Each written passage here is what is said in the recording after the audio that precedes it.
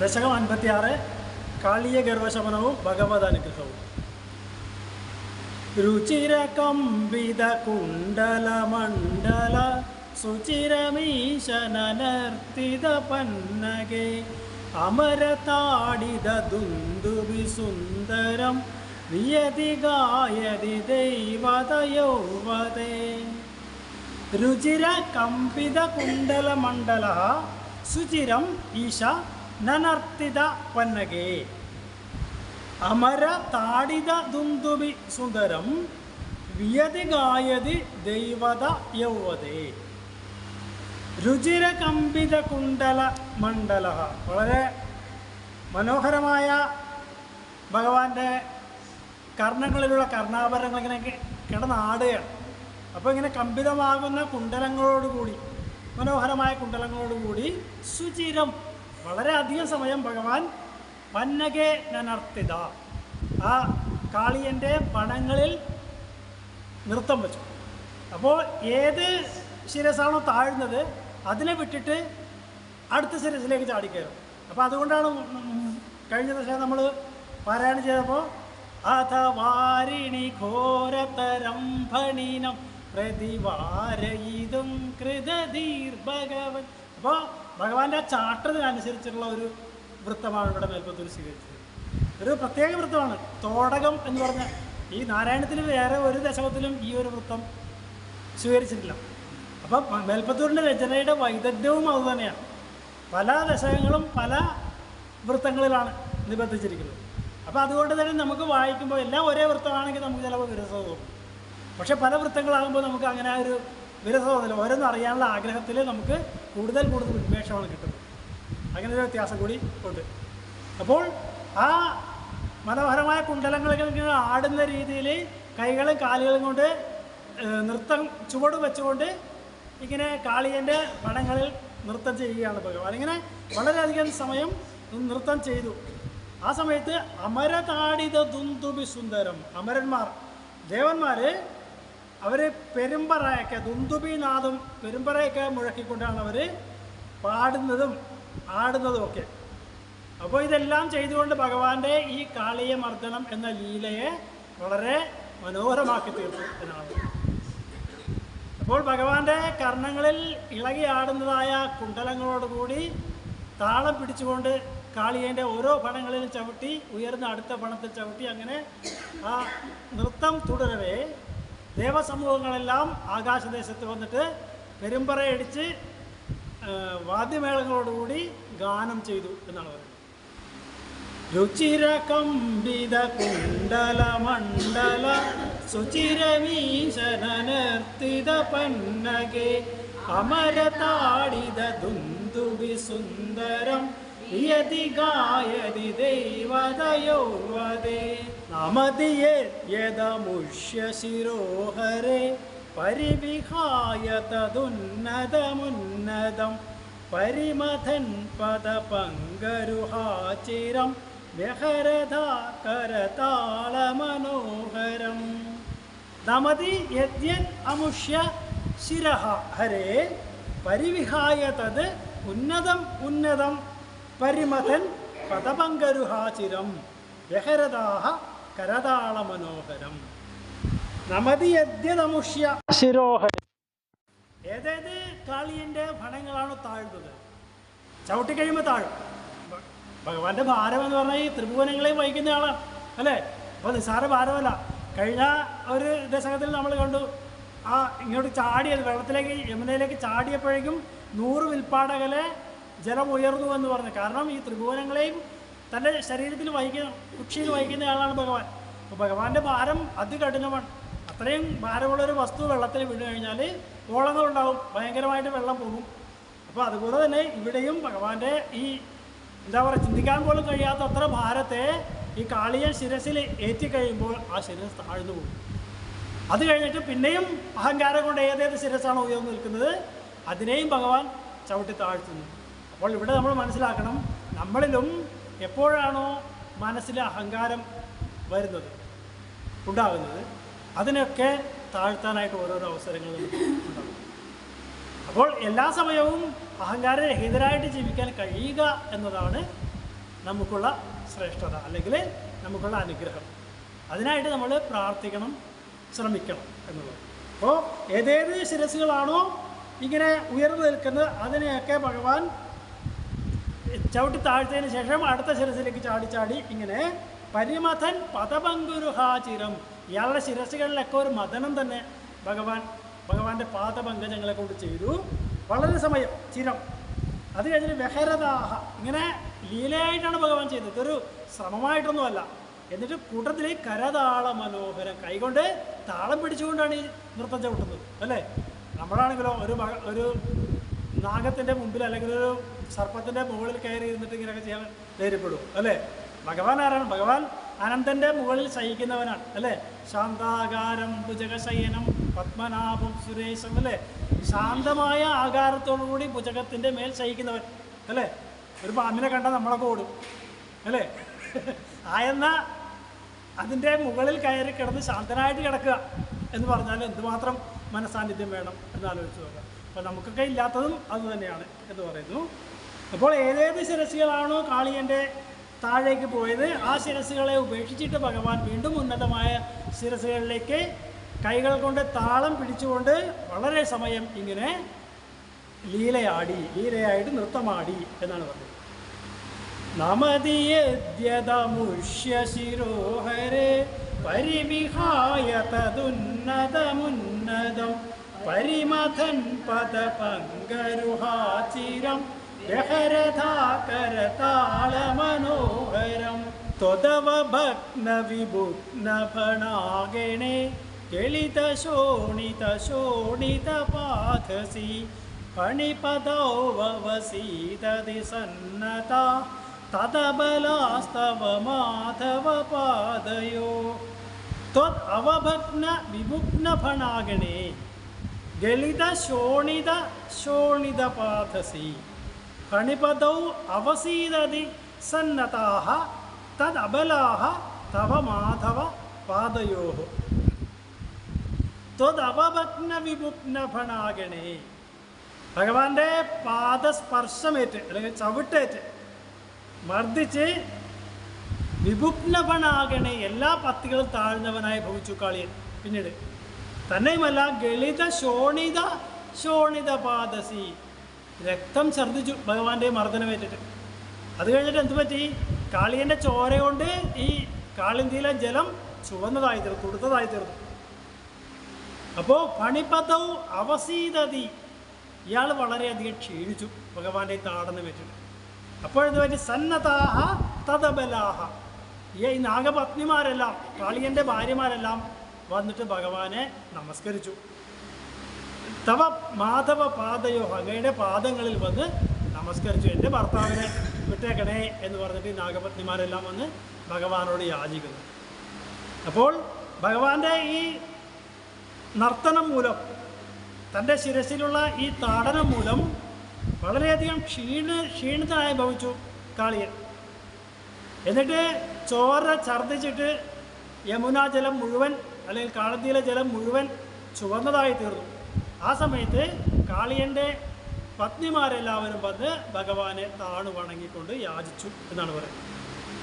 ത്വദവ ഭഗ്നവിഭുഗ്നഫണാഗണേ ഗളിതശോണിതശോണിതപാഥസി ഫണിപദൗ വവസീദതി സന്നതാ തദബലാസ്തവ മാധവ പാദയോ അയി പുരൈവ ചിരായ പരിശ്രുതാ ത്വദനുഭാവ വിലീനഹൃദോഹിത മുനിഭിരപ്യനവാപ്യപദൈസ്തവൈ നുനുവുരീശഭവന്ദമയന്ത്രിതം അയി പുരായേവ ചിരായ പരിശ്രുത ത്വദനുഭാവ വിലീനഹൃദഃ ഹി താഃ മുനിഭിഃ അപി അനവാപ്യപദൈഃ സ്തവൈഃ നുനുവുഃ ഈശ ഭവന്തം അയന്ത്രിതം. ഈ വിസർഗങ്ങളുടെ ഉച്ചാരണമൊക്കെ മനസ്സിലാവുന്നുണ്ടല്ലേ? ഹി എന്നൊക്കെ പറയുമ്പോഴേ മനസ്സിലാവുന്നുണ്ടല്ലോ അല്ലേ? ഇല്ലെങ്കിൽ പറയണേ. ആ ഹായ് ഹീയൊക്കെ വരുന്നത് അതാത് വിസർഗങ്ങളുടെ ഉച്ചാരണമാണ്. അതിന് മുമ്പത്തെ വർണ്ണം എങ്ങനെയാണോ എന്നതിനെ ആശ്രയിച്ചാണ് ആ ഉച്ചാരണം വരുന്നത്. അതുകൊണ്ടാണ് ആ വ്യത്യാസവും വരുന്നത്. അപ്പോൾ അത് മനസ്സിലാവുന്നതിൽ പറയണം. അപ്പോൾ അത് വിശദീകരിക്കാം. അപ്പോൾ ഐ പുരായേവ ചിരായ പരിസൃത ത്വദനുഭാവ വിലീന ഹൃദഃ ഹി താഹ മുനിഭിഹി അപി അനവാപ്യപദൈഃ സ്തവൈഃ നുനുവുഹു ഈശ ഭവന്തം അയന്ത്രിതം. ഐ ഈശ, അല്ലയോ ഭഗവാനെ, പുരായേവ ചിരായ പരിസൃത ത്വദനുഭാവ വിലീന ഹൃദഃ ഹി താഹ. ഈ താഹ എന്ന് പറഞ്ഞ അവൾമാർ സ്ത്രീലിംഗമാണ്, അല്ലെങ്കിൽ അവർ എന്ന് പറഞ്ഞാൽ സ്ത്രീലിംഗവും പുല്ലിംഗവുമാവാം. അപ്പോൾ ഇവിടെ സ്ത്രീലിംഗമാണ് ഉപദേശിക്കുന്നത്. താഹ എന്ന് പറഞ്ഞാൽ അവളുമാർ എന്നുള്ള പ്ലൂറൽ അതാണ്. അപ്പോൾ ഈ നാഗപത്നിമാരെല്ലാം പുരായേവ പണ്ട് തന്നെ ചിരായ വളരെ കാലം പരിശ്രുത കേട്ടിട്ടുള്ള ത്വദനുഭാവ വിലീന ഹൃദഃ ഭഗവാന്റെ മഹാത്മ്യങ്ങളെ ഇങ്ങനെ വളരെ കാലം കേട്ട് കേട്ട് അവർക്കൊക്കെ ഭഗവാനിൽ നല്ല ഭക്തിയുള്ളവരായിരുന്നു ഈ നാഗപത്നിമാർ, കാളീനെ പോലെ അല്ലായിരുന്നു. അപ്പോൾ ഇവർക്ക് ഏതൊരവസ്ഥയാണ് കിട്ടിയത്? മുനിഭിഹി അഭി അവാപ്യ പദൈഹി സ്തവൈഹി, മുനിമാർക്ക് പോലും അനവാപ്യമായ എത്തിച്ചേരാൻ കഴിയാത്തതായ മാർഗത്തെ അവർക്ക് ലഭിച്ചു. സ്തവൈഹ, അപ്രകാരമുള്ള സ്തോത്രങ്ങളെ കൊണ്ട് അവർ നുനുവുഹു ഭഗവാനെ സ്തുതിച്ചു. അപ്പോൾ സർവസംഘ പരിത്യാഗികളായ മുനിമാർക്ക് പോലും കഴിയാത്തതായ രീതിയിൽ സ്തുതിക്കാനായിട്ട് ഈ നാഗപത്നിമാർക്ക് അവരുടെ ഭക്തി വിശേഷം കൊണ്ട് സാധിച്ചു. ഭവന്തം അയന്ത്രിതം, ഭഗവാനെ അനർഗളമായി സ്തുതിച്ചു എന്ന് പറഞ്ഞാൽ ഒരു സ്തോത്രം കൊണ്ട് നിർത്തിയില്ല, അവർ നിരന്തരം സ്തോത്രങ്ങളെ കൊണ്ട് ഭഗവാനെ പ്രസാദിപ്പിച്ചു എന്നാണ് പറഞ്ഞത്. അപ്പോൾ വളരെ കാലമായിട്ട് ഭഗവാന്റെ മഹാത്മ്യങ്ങളെക്കുറിച്ച് കേട്ട് അറിഞ്ഞ് ഭഗവാനിൽ ഭക്തിയുള്ളവരായിരുന്നു ഈ നാഗപത്നിമാർ. അവർ സർവസംഘ പരിത്യാഗികളായ മുനിമാർക്ക് പോലും ചെയ്യാൻ സാധിക്കാത്തതായ രീതിയിൽ ഭഗവാനെ സ്തുതിക്കുവാൻ ഈ നാഗപത്നിമാർക്ക് സാധിച്ചു എന്നാണ് പറയുന്നത്. ഐ പുരൈവ ചിരായ പരിസൃത ത്വദനുഭാവ വിലീന ഹൃദോഗിത മുനിഭിരപ്യനവാപ്യ പദൈസ്തവൈ നുനുപുരീശ ഭവന്തമയന്ത്രിതം. അണിവധൂഗണ ഭക്തി വിലോകന പ്രവികസത് കരുണാകുലചേതസ അണിപതിർഭവദാച്യുത ജീവിത ത്വയി സമർപ്പിതമൂർത്തിരവാനമത്. ഫണിവധൂഗണ ഭക്തി വിലോകന പ്രവികസത് കരുണാകുല ചേതസ ഫണിപതി ഭവദാ അച്യുത ജീവിത ത്വയി സമർപ്പിതമൂർത്തി അവാനമത്. ഫണിവധൂഗണ ഭക്തി വിലോകന, ഈ നാഗരാജാവായിരിക്കുന്ന കാളിയൻ്റെ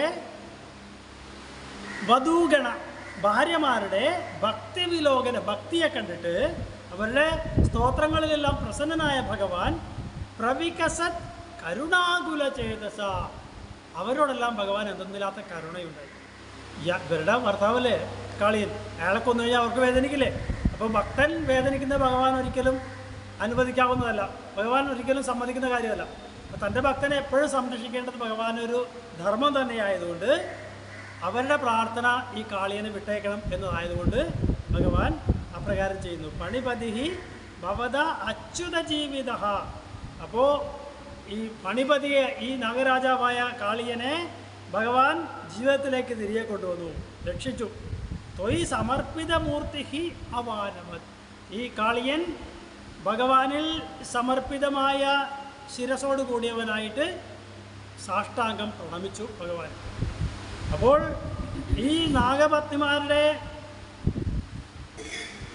നിർവ്യാജമായ ഭക്തിയിൽ പ്രസാദിച്ച ഭഗവാൻ അവരോടെല്ലാം കരുണ കലർന്നവനായി തീർന്നിട്ട് ഈ കാളിയനെ മരണത്തിൽ നിന്ന് രക്ഷപ്പെടുത്തി, കൊന്നില്ല. അത് തിരികെ അയാളെ ജീവിതത്തിലേക്ക് കൊണ്ടുവന്നപ്പോൾ ആ കാളിയൻ തൻ്റെ സർവ അഹങ്കാരങ്ങളും നശിച്ചവനായിട്ട് ഭഗവാന്റെ മുൻപിൽ സാഷ്ടാംഗം പ്രണമിച്ചു. അപ്പോൾ ഇവിടെയും നമ്മൾ മനസ്സിലാക്കണം, നമ്മളുടെ മനസ്സിലും എപ്പോഴെല്ലാം അഹങ്കാരം തലപൊക്കുന്നുവോ അപ്പോഴെല്ലാം നമുക്ക് യുക്തമായ പ്രഹരം കിട്ടും. അതിൽ നിന്ന് ചിലർ പഠിക്കും, ചിലർ പഠിക്കില്ല, അല്ലേ? പഠിക്കാത്തവർ പൂർണ്ണമായി നശിക്കും, ഒരു പാഠം പഠിക്കുന്നവർ പശ്ചാത്തപിച്ചുകൊണ്ട് തിരുത്തും. അപ്പോൾ ഇവിടെ ഇയാൾക്ക് പശ്ചാത്താപത്തിനുള്ള അവസരം കിട്ടി, അതുകൊണ്ട് അയാൾ ഭഗവാനെ സാഷ്ടാംഗം പ്രണമിച്ചപ്പോൾ അയാളുടെ എല്ലാ തെറ്റുകളും ഭഗവാൻ പുറത്തു. പണിവധൂഗണ ഭക്തി വിലോകന പ്രവികസത്കരുണാകുലചേതസ ഫണിപതിർഭവദാച്യുത ജീവിത ത്വയി സമർപ്പിതമൂർത്തിരവാനമ രമണകം വ്രജവാരിധി മധ്യകം ഫണിരിപുർന കരോതി വിരോധിതാം ഇതി ഭവദ്വചനാന്യതിമാനയൻ ഫണിപതിർനിരകാതുരകൈ സമം. രമണകം വ്രജ വാരിധി മധ്യകം ഫണിരിപുഃ ന കരോതി വിരോധിതാം ഇതി ഭവദ്വചനാനി അതിമാനയൻ ഫണിപതിഃ നിരകാത് ഉരകൈഃ സമം. രമണകം വ്രജ വാരിധി മധ്യകം.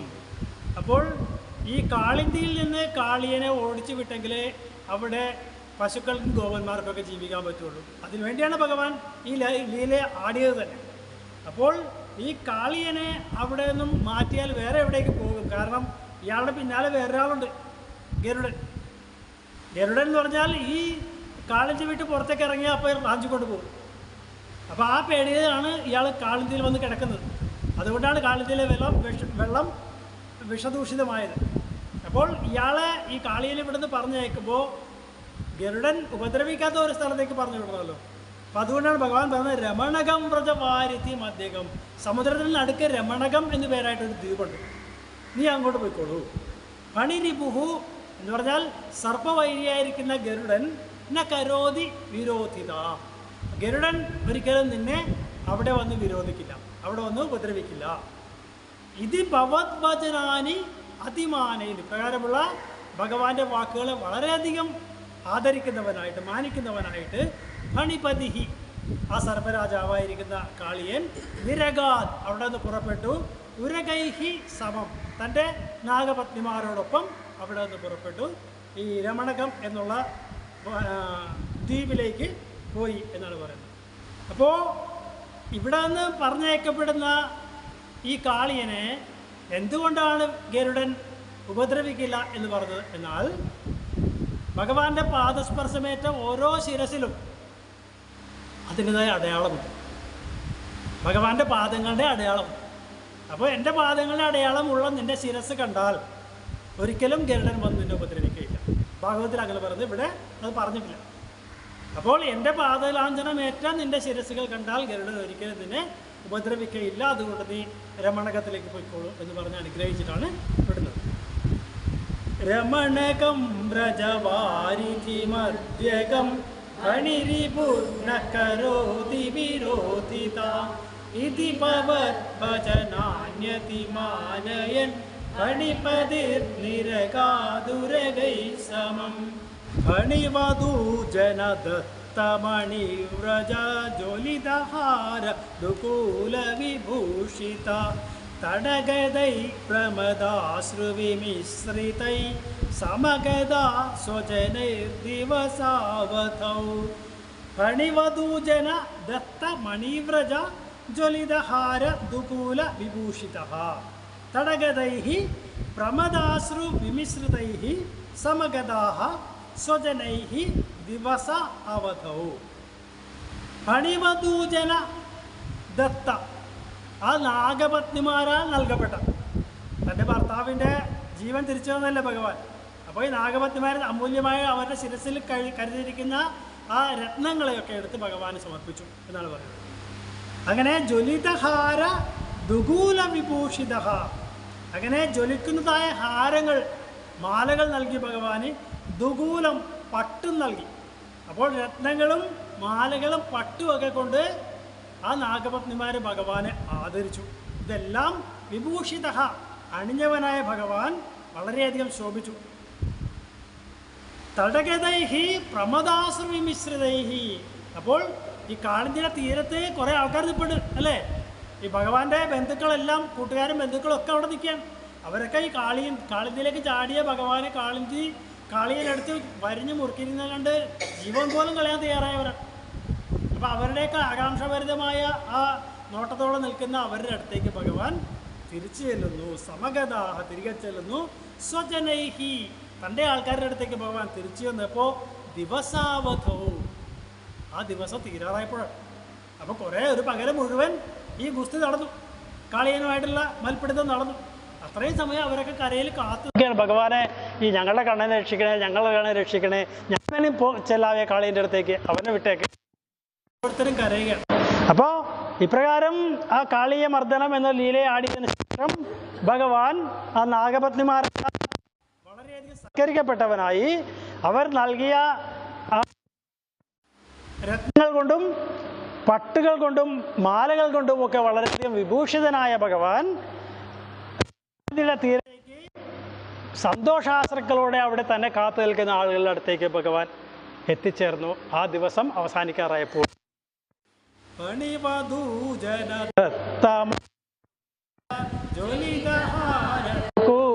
വിഭൂഷിത തടക ശ്രുവിമിശ്രിതൈ സമഗതാ സ്വജനൈ ദിവസാവദൗ നിശിപുനസ്തമസാ വ്രജമന്ദിരം വ്രജിതുമക്ഷമ ഏവ ജനോത്കരേ സ്വപതി തത്ര ഭവച്ചരണാശ്രയേ ദേവകൃശാനുരരുന്ധ സമന്തത നിശി പുനഃ തമസാ വ്രജമന്ദിരം വ്രജിതും അക്ഷമയേവ ജനോത്കരേ സ്വപതി തത്ര ഭവച്ചരണ ആശ്രയേ ദേവകൃശാനുഃ അരുന്ധ സമന്തതഃ നിശി പുനഃ തമസാ വ്രജമന്ദിരം.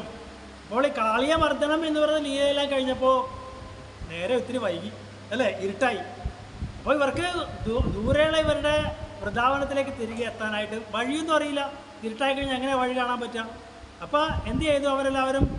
വ്രജിതും അക്ഷമയേവ ജനോത്കരേ, അങ്ങോട്ടേക്ക് പോകാൻ കഴിയാതിരുന്ന ഈ ഗോപന്മാരും ഗോപസ്ത്രീകളും ഒക്കെ എന്ത് ചെയ്തു? സ്വപതി തത്ര, അവിടെ തന്നെ കണ്ടു തുടങ്ങി. എവിടെ? ഭവച്ചരണാശ്രയെ, ഭഗവാന്റെ പാദാരവിന്ദങ്ങളെ ആശ്രയിച്ചവരായിട്ട്. കാരണം അവർ കാളിയമർദ്ദനം എന്നുള്ള ലീല കണ്ടപ്പോൾ അവർക്ക് മനസ്സിലായി ഇത് സാധാരണ ഒരു ബാലകനല്ല നമ്മുടെ കൂടെയുള്ളത്, സാക്ഷാൽ ഭഗവാൻ തന്നെയാണ്. അപ്പോൾ ഭഗവാനെ ആശ്രയിച്ചുകൊണ്ട് നമ്മൾ ഇവിടെ കിടന്നാൽ നമുക്കൊന്നും സംഭവിക്കില്ല എന്ന് അവർക്ക് ഉറപ്പായിരുന്നു. അതുകൊണ്ടാണ് ഭവച്ചരണാശ്രയെ എന്ന് വ്യക്തമാക്കി പറഞ്ഞിരിക്കുന്നത്. അപ്പോഴോ എന്തു പറ്റി? ദേവകൃശാനുഃ അരുന്ധ സമന്തതഃ. അപ്പോൾ ഒരു കാട്ടുതീ 4 പാടുന്നു, ആളി പടർന്നു. ഇവരെല്ലാവരും കിടന്നുറങ്ങുക. ആ സമയത്ത് ഈ 4 പാടുനിന്നും ഒരു കാട്ടുതീ പടർന്നു പൊങ്ങി. അപ്പോൾ കാട്ടിലാകുമ്പോൾ ഇങ്ങനെ കാട്ടുതീ ഉണ്ടാവും. പ്രത്യേകിച്ച് ഈ വേനൽക്കാലത്തൊക്കെ ഈ 2 മുളങ്കമ്പുകൾ ഇങ്ങനെ ആടി ആടി അതൊരു രസം, അതൊന്നും തീ ഉണ്ടാവും. അത് പെട്ടെന്ന് വ്യാപിച്ച് കാട്ടുതീയായിട്ട് മൊത്തം വനത്തെ ദഹിപ്പിക്കും. അപ്പോൾ ഇതിങ്ങനെ കത്തുമ്പോൾ അതിൻ്റെ അകത്തൊരു ഭയങ്കര ശബ്ദം എന്ന് പറഞ്ഞൊരു ശബ്ദം കേൾക്കും. അത് കണ്ടെങ്കിലേ മനസ്സിലാവും. നമ്മൾ എത്ര പറഞ്ഞാലും മനസ്സിലാവും. നമ്മളിവിടെ കാട് കണ്ടിട്ടുണ്ട്. അതുകൊണ്ട് അപ്പോൾ ഇങ്ങനെ ഈ പച്ച വൃക്ഷങ്ങളൊക്കെ നിന്ന് കത്തുപോയി സങ്കല്പിക്കാൻ പോലും കഴിയില്ല. ഇടയ്ക്ക് ചിലത് ഉണക്കെ ഉണ്ടാവും. ആ കൂട്ടത്തിൽ പച്ചയൊക്കെ ഭയങ്കരമായിട്ട് അഗ്നി വലുതായി കഴിഞ്ഞാൽ അതിനകത്ത് വരുന്ന പച്ചയായാലും വെള്ളമായാലും പോലും കത്തിച്ചുകൊണ്ട് അത്രയ്ക്ക് ഭീകരമാണ്. അപ്പോൾ അതിങ്ങനെ കത്തുമ്പോൾ ഇങ്ങനെ ഫാ എന്നുള്ള ശബ്ദത്തോടു കൂടി അതിങ്ങനെ കത്തിക്കുക. അപ്പോൾ ഇങ്ങനെയുള്ള ഒരു കാട്ടുതീ ഇവർക്ക് 4 പാടും വന്നു എന്നാണ് പറയുന്നത്. അപ്പോൾ ഈ കാളിയമർദ്ദനം കഴിഞ്ഞ ആ സമയത്ത് വളരെ വൈകിയത് കൊണ്ട് അവർക്കാർക്കും വൃന്ദാവനത്തിലേക്ക് തിരികെ പോകാൻ സാധിക്കാതിരുന്ന ആ അവസ്ഥയിൽ അവരെല്ലാവരും ഭഗവാന്റെ പാദാരവിന്ദങ്ങളെ ആശ്രയിച്ചുകൊണ്ട് അവിടെ തന്നെ കിടന്നുറങ്ങിയപ്പോൾ എവിടെ നിന്നൊന്നും അറിയാതെ 4 പാടും കാട്ടുതീ പടർന്നു. നിശിപുനസ്തമസാ വ്രജമന്ദിരം വ്രജിതുമക്ഷമ ഏവ ജനോത്കരേ സ്വപതി തത്ര ഭവച്ചരണാശ്രയേ ദേവകൃശാനുരരുന്ധ സമന്തതാ പ്രഭുതിതാനഥ പാലയ പാലയേത്യുദയദാർത്തരവാൻ പശുപാലകാൻ അവിതുമാശുപപാദമഹാനലം കിമിഹ ചിത്രമയം ഖലു തേ മുഖം. പ്രബുദിതാൻ അഥ പാലയ പാലയ ഇതി ഉദയത് ആർത്തരവാൻ പശുപാലകാൻ അവിതും ആശു പപാധ മഹാനലം കിമിഹ ചിത്രം അയം ഖലു തേ മുഖം. പ്രബുദിതാൻ അഥ, പെട്ടെന്നാണ് ഇവർ ഉണർന്നത്. ഇങ്ങനെ ചുറ്റുപാടും തീ ഇങ്ങനെ വ്യാപിക്കുന്നത് കണ്ടപ്പോൾ ആ ചൂട് കൊണ്ട് എല്ലാവരും പെട്ടെന്ന് ഉണർന്നു. അതിനെല്ലാവരും പാല രക്ഷിക്കണേ രക്ഷിക്കണേ എന്ന് പറഞ്ഞ് ഉറക്കെ കരയാൻ തുടങ്ങി. അത് കേട്ടിട്ടാണ് ഭഗവാൻ ഉണരുന്നത്. അവരുടെ കൂട്ടത്തിൽ കിടന്ന് ഉറങ്ങല്ലേ. അപ്പോൾ അവിതുമാശു പപാത മഹാനലം, ഭഗവാൻ ഇവരെ രക്ഷിക്കുന്നതിന് വേണ്ടി എന്ത് ചെയ്തു? പപാത, ആ അഗ്നിയെ ഭഗവാൻ അങ്ങ് കുടിച്ചു കളഞ്ഞു. മഹാനലം, മഹത്തായ അഗ്നിയെ ഭഗവാൻ കുടിച്ച് തീർത്തു കളഞ്ഞു. അപ്പോൾ മേൽപ്പത്തിലൂടെ ചോദിക്കുകയാണ്, കിമിഹ ചിത്രം, ഇതിലെന്താ അത്ഭുതമുള്ളത്? അയം ഖലു തേ മുഖം, ഈ അഗ്നി എന്ന് പറഞ്ഞാൽ എന്താണ്? അങ്ങയുടെ മുഖം തന്നെയല്ലേ ഭഗവാനെ. ഇപ്പോൾ 6ാമത്തെ ദിശ എടുത്ത് നോക്കിയാൽ അവിടെ 6ാമത്തെ ശ്ലോകം നോക്കാം.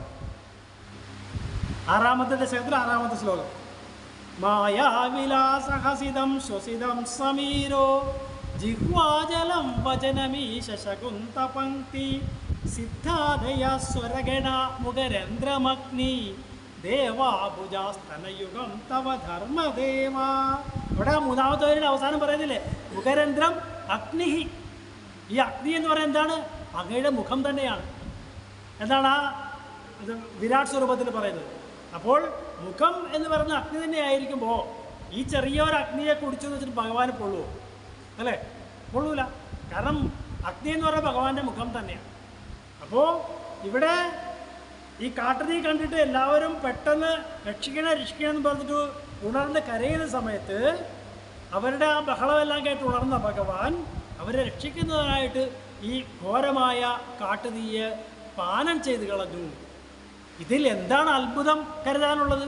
കാരണം ഈ അഗ്നി എന്ന് പറയുന്നത് ഭഗവാന്റെ മുഖം തന്നെയല്ലേ എന്ന് മേൽപ്പത്തിൽ ചോദിക്കും.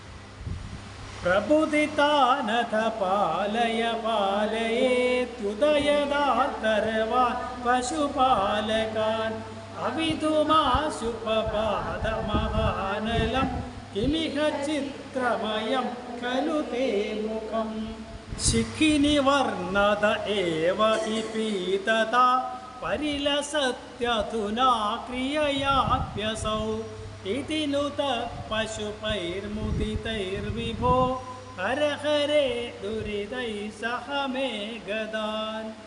ശിഖിനി വർണ്ണത ഏവ ഹി പീതത പരിലസതി അധുനാ ക്രിയയാ അപി അസൗ ഇതി നുതഃ പശുപൈഃ മുദിതൈഃ വിഭോ ഹരഹരേ ദുരിതൈഃ സഹ മേ ഗദാൻ. ശിഖിനി വർണ്ണത ഏവ ഹി പീതത. ശിഖിനി അഗ്നി എന്ന് പറയുന്നത് വർണ്ണത, അതിൻ്റെ നിറം കൊണ്ട് തന്നെ പീതത മഞ്ഞ നിറമാണ് അല്ലേ, പീതവർണ്ണമാണ് അഗ്നിക്കുള്ളത്. അപ്പോൾ അഗ്നി എന്ന് പറയുന്ന നിറം കൊണ്ട് തന്നെ പീതമാണ്. പക്ഷേ ആ പീതം എന്നുള്ള വാക്കിന് പാനം ചെയ്തത് എന്നുകൂടി അർത്ഥമുണ്ട്, കുടിച്ചത് എന്നുള്ള അർത്ഥം കൂടി. അപ്പോൾ പരിലസതി അധുന ക്രിയ അപി അസോ. അസോ ഇയാൾ, ഈ അഗ്നി എന്ന് പറയുന്നത് ഇപ്പോൾ ക്രിയ ഭഗവാൻ ചെയ്ത ഈ കർമ്മം കൊണ്ട് തന്നെ പരിലസതി അധുന, അത് വർണ്ണിക്കപ്പെടുന്നു. അധുന ഇപ്പോൾ പീതമായി വർണ്ണിക്കപ്പെടുന്നു. കാരണം ഭഗവാൻ ചെയ്ത ക്രിയ എന്താണ്? ഈ അഗ്നിയെ പാനം ചെയ്തു അല്ലേ. ഇപ്പോൾ ഭഗവാനാൽ പാനം ചെയ്യപ്പെട്ടതുകൊണ്ട് പീതം, ഇതിൻ്റെ നിറം മഞ്ഞയായതുകൊണ്ട് അതും പീതം. അപ്പോൾ രണ്ടർത്ഥത്തിലും അഗ്നി എന്ന് പറഞ്ഞാൽ പീതമാണ് എന്നർത്ഥം. ഇത് നുതഃ പശുപൈഹി മുദിതൈഹി വിഭോ. ഇപ്രകാരം ഭഗവാനെ ഗോപന്മാർ പശുപൈഹി ഗോപന്മാരാൽ വളരെ മുദിതൈഹി സന്തോഷത്തോടുകൂടി സ്തുതിക്കപ്പെടുന്നവനായ അല്ലയോ ഗുരുവായൂരപ്പ, ദുരിതൈ സഹ മേഘദാൻ ഹര, എൻ്റെ ദുരിതങ്ങളെയൊക്കെ ഈ രോഗത്തോടൊപ്പം സംഹരിക്കണമേ. അപ്പോൾ എൻ്റെ രോഗവും ഈ വേദനകളും ഒക്കെ മാറ്റി തരണം. ഇപ്പോൾ വാതരോഗം ഉണ്ടായിക്കഴിയുമ്പോൾ വാദമുള്ളത് കൊണ്ടാണ് വേദനയുള്ളത് അല്ലേ. അപ്പോൾ എനിക്ക് വേദനയാണെന്ന് പറഞ്ഞ് കറിഞ്ഞിട്ട് കാര്യമില്ല, വാദം ഉള്ളത് കൊണ്ടല്ലേ. വാദം പോയാൽ വേദന മാറും. അപ്പോൾ വാദം ഉണ്ടെങ്കിൽ വേദന ഉണ്ടാകും എന്ന് പറഞ്ഞതുപോലെ അപ്പോൾ എൻ്റെ വേദനയെയും വാദത്തെയും ഒരുമിച്ച് സംഹരിക്കണമേ ഭഗവാനെ എന്ന്. അപ്പോൾ ഈ മഹത്തായ അഗ്നിയെ ഭഗവാൻ പാനം ചെയ്യുക നിമിത്തം പീതമായതും സ്വയമേവ അഗ്നിക്കുള്ള വർണ്ണം മഞ്ഞയായതുകൊണ്ട് പീതമായും ഇരിക്കുന്ന ഈ അഗ്നി രണ്ട് പ്രകാരത്തിലും പീതമായി ഭവിച്ചു എന്ന് പറഞ്ഞുകൊണ്ട് ഇത് നുതഃ പശുപൈഹി മുദിതൈഹി, ഗോപന്മാരെല്ലാം വളരെ സന്തോഷത്തോടുകൂടി ഇപ്രകാരം സ്തുതിക്കുന്ന അല്ലയോ ഗുരുവായൂരപ്പ, അങ്ങ് എൻ്റെ രോഗങ്ങളെയും ദുരിതങ്ങളെയും വേദനകളെയും ഒക്കെ ഒന്നാകെ സംഹരിക്കണമേ എന്ന് പ്രാർത്ഥിക്കുന്നു വെൽപ്പത്തിൽ. ശിഖിനി വർണ്ണത ഏവ ഹി പീതത പരിലസത്യധുനാ ക്രിയയാപ്യസൗ ഇതിനു തപശുപൈർമുദിതൈർവിഭോ ഹര ഹരേ ദുരിതൈ സഹ മേ ഗദാൻ